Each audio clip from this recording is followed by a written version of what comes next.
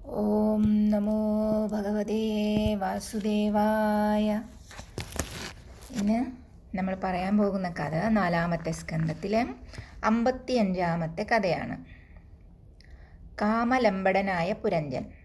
പ്രചേതസ്സുകളുടെ കഠിന തപസ്സിനെക്കുറിച്ച് കേട്ടറിഞ്ഞ് ഒരു ദിവസം ആധ്യാത്മതത്വം അറിയുന്നവനും കൃപാലുവുമായ നാരദ മഹർഷി ബർഹിഷസിൻ്റെ അടുത്തു ചെന്ന് വിവരം അന്വേഷിച്ചു. മക്കൾ ചെയ്യുന്ന കർമ്മം കൊണ്ട് എന്ത് ശ്രേയസ്സാണ് ആഗ്രഹിക്കുന്നത്? മഹർഷിയുടെ ചോദ്യം ബർഹിഷത്തിനെ കുഴക്കി. എന്തു പറയണം?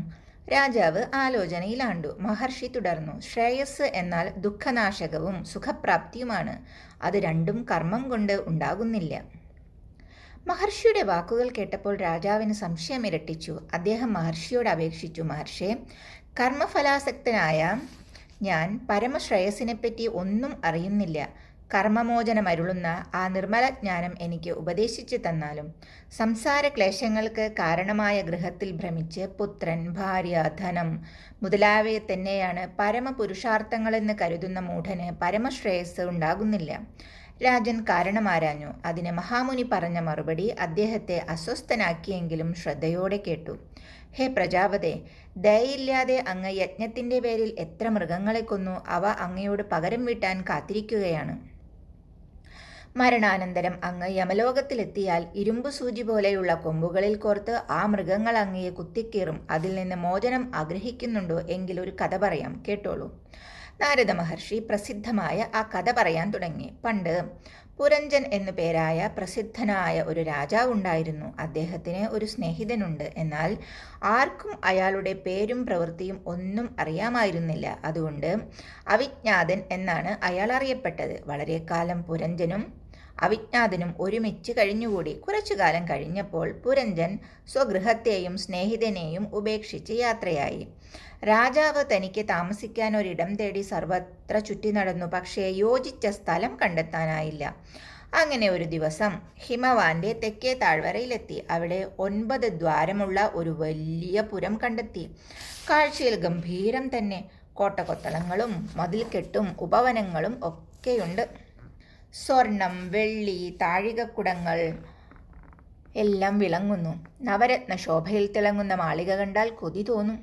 ആസ്ഥാന മണ്ഡപം, സഭാസ്ഥലം, രാജമാർഗം, അങ്ങാടി, കളിസ്ഥലം, ഉയർന്നു നിൽക്കുന്ന കൊടിമരങ്ങൾ, കൊടിക്കൂറകൾ എന്നിവ പുരത്തിൻ്റെ പ്രൗഢി വെളിവാക്കുന്നു. വൃക്ഷലതാദികൾ നിറഞ്ഞ തോപ്പും അതിൽ പാറിപ്പറക്കുന്ന പക്ഷികളും സരസ്സും വെള്ളച്ചാട്ടങ്ങളും പൂന്തോട്ടങ്ങളും എല്ലാം മനം കുളിർപ്പിക്കുന്നവയാണ്. പുഷ്പസുഗന്ധം വഹിച്ചുകൊണ്ട് മന്ദമാരുതൻ സഞ്ചരിക്കുന്നു.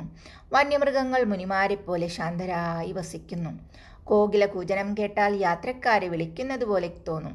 ഉപവനത്തിലെ ഉദ്യാനം എത്ര മനോഹരം!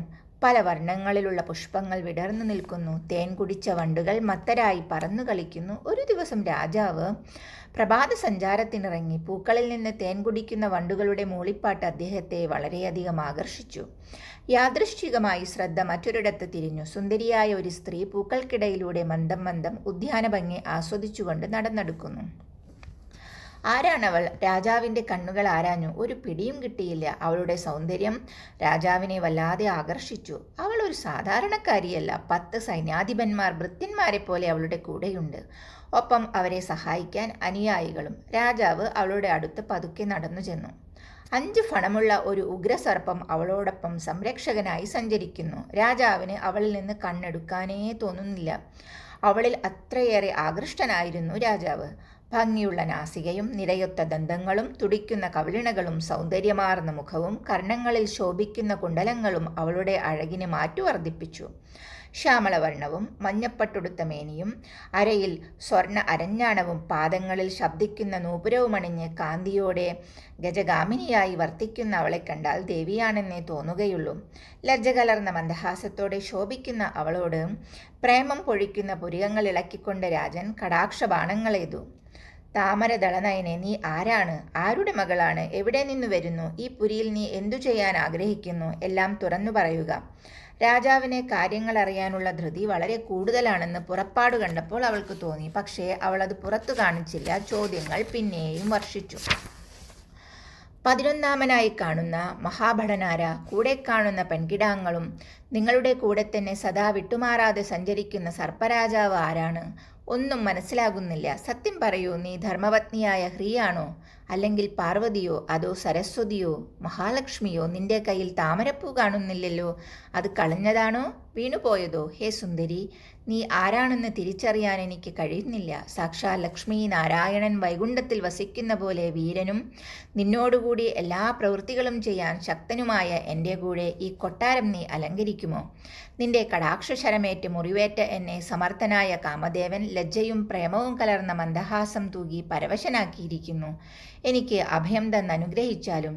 കരിമിഴിയെഴുന്ന ശോഭയാർന്ന കണ്ണുകളും നീലവർണ്ണമുള്ള മനോഹരി, നീ ആ മുഖമുയർത്തി എനിക്ക് ദർശനം നൽകിയാലും. പുരഞ്ജന്റെ യാചന കേട്ട് ആ സുന്ദരി അവനിൽ അനുരക്തയായി പുഞ്ചിരി തൂകി മൊഴിഞ്ഞു. പുരുഷശ്രേഷ്ഠ, എൻ്റെ മാതാപിതാക്കൾ ആരെന്നറിയില്ല. ഗോത്രമേതെന്നോ പേരെന്തെന്നോ നിശ്ചയമില്ല. ഞാൻ താമസിക്കുന്ന പുരം ആര് നിർമ്മിച്ചതാണെന്നും അറിഞ്ഞുകൂടാ. ഇവിടെയുള്ള സ്ത്രീകളും പുരുഷന്മാരും എല്ലാം എൻ്റെ സുഹൃത്തുക്കളാണ്. എൻ്റെ അടുത്തു നിൽക്കുന്ന മഹാസർപ്പം ഞാൻ ഉറങ്ങുമ്പോൾ ഈ പുരത്തെ ഉണർന്നിരുന്ന് സംരക്ഷിക്കുന്നു. ഭാഗ്യം കൊണ്ട് എനിക്ക് അങ്ങയെ കണ്ടെത്താൻ കഴിഞ്ഞു. വിഷയഭോഗങ്ങൾ ആഗ്രഹിക്കുന്ന അങ്ങേക്ക് ഞാൻ എൻ്റെ ബന്ധുക്കൾ വഴി എല്ലാം എത്തിച്ചു തന്നുകൊള്ളാം. അതെല്ലാം അനുഭവിച്ച് ഒരു 100 വർഷം അങ്ങ് ഈ പുരത്തിൽ താമസിച്ചാലും ഇവിടെ അർത്ഥകാമങ്ങളും സുഖവും മുക്തിയും യശസ്സും ലഭിക്കും. സർപ്പശരീരം പോലെ തടിച്ചു കൊഴുത്ത് സുരക്ഷിതമായ അങ്ങയുടെ കൈകളിൽ ഏത് സ്ത്രീയുടെ മനസ്സാണ് ആസക്തമാകാതിരിക്കുക? അങ്ങ് കരുണാ കടാക്ഷമേകി എന്നെ സനാഥനാക്കിയാലും. പുരഞ്ജനും സ്ത്രീയും സംസാരിച്ച് പരസ്പരം അടുത്തു. അവർ ദമ്പതികളെപ്പോലെ സന്തോഷമായി കൊട്ടാരത്തിൽ വാഴാൻ തുടങ്ങി. സ്തുതിപാഠകന്മാർ ഗാനമുതിർത്തു. സ്ത്രീകളും ഭൃത്യന്മാരും അവർക്ക് സൗകര്യമൊരുക്കി. വേനൽ പിറന്നു. താപം വർദ്ധിച്ചു. ദമ്പതികൾ കളിച്ചു രസിക്കാൻ തടാകത്തിലിറങ്ങി. രണ്ടുപേരും ജലക്രീഡ ചെയ്ത് താപമകറ്റി. പുരിയിലെ അധിപൻ നാനാഭാഗത്തും സഞ്ചരിച്ച് നാട് സംരക്ഷിച്ചു. പുരിയിൽ നിന്ന് മുകൾ ഭാഗത്തേക്ക് സഞ്ചരിക്കാൻ 7 ദ്വാരങ്ങളും കീഴ്പോട്ട് 2 നിർമ്മിച്ചിരിക്കുന്നു. 7-ലെ 5 മുൻഭാഗത്തും 1 വലത്തും മറ്റേത് ഇടത്തും സ്ഥിതി ചെയ്യുന്നു. 2 പിൻവശത്താണ്. അവയുടെ പേരുകൾ സ്ത്രീ മന്നനോട് എഴുതി.